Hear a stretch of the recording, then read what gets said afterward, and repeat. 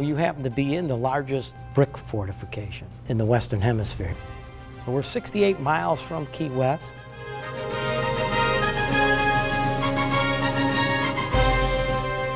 The fort was built by civilians, slaves, and military personnel. We decided to put this fortification here in order to control the Gulf of Mexico.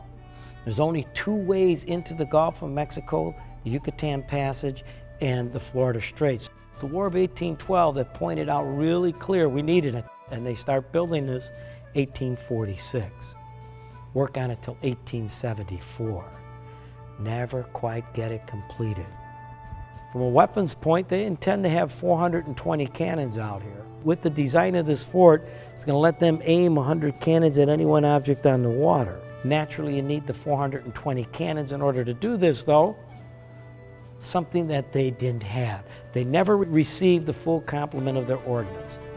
But it doesn't stop them or impair them from being successful in their mission. Of course, we're at a place called the Dry Tortugas, so there's going to be limited water. That's going to be one of the hardships, the rationing. You say, well, what was their plan for water? They're going to catch rainwater, direct it into a cistern, hold it in a cistern till they need it, and then pump it out. They calculate to be able to hold 1.5 million gallons of water out of it. Ample amount of water to accommodate these guys, but when the foundations sink, they crack. When they crack, that seawater comes through, contaminates their freshwater holds. Dr. Samuel Mudd is the most famous prisoner here without a doubt. Mudd's house seemed to be labeled as part of this underground railroad, really moving goods and supplies, and maybe even smuggling personnel into the South. Booth, when he's injured, when he assassinates, where is he going to go? He knows where Dr. Mudd lives. He knows he's a physician. He knows the guy's house is a safe house. He probably won't be turned in. And he knows it's part of an underground railroad. Maybe, just maybe, he can get away from there undetected. Dr. Samuel Mudd, he's a Southern sympathizer. And so Mudd was sent out here for life imprisonment with his association for this conspiracy. He beat the death penalty by 1 vote only. He's sent out here to Fort Jefferson in the Dry Tortugas for life imprisonment. When he gets out here, yellow fever epidemic hits this fort, and it hits 86% of the personnel are here. It claims the fort physician's life, it claims the life of the 4 nurses that are out here, and it leaves pretty much the only viable person to really step up and treat these personnel to be Dr. Samuel Mudd, which he does. So Dr. Mudd treats them very successfully.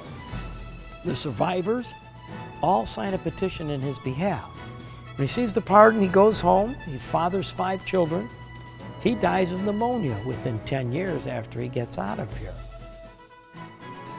When you come out here, the snorkeling around here, this is great snorkeling because you're going from the beach area. You know, there's some 400 different species of fish in this immediate area. Phenomenal place for birds, and especially during April into May, when we are in this flyway. April into May, during these 6 weeks, some 300,000 birds come through here, returning to North America. The 3 main points that I try to emphasize on this tour: the hardships that they endured out here, yet the craftsmanship and quality of work performed out here, amazingly so, and the fact that this was a successful fortification.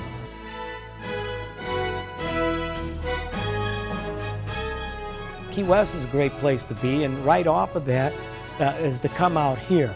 You're 68 miles from an incredible place as far as the structure and the surrounding waters and what's in these waters. And just an astonishing place to come to. And you should schedule out a day and come visit this place.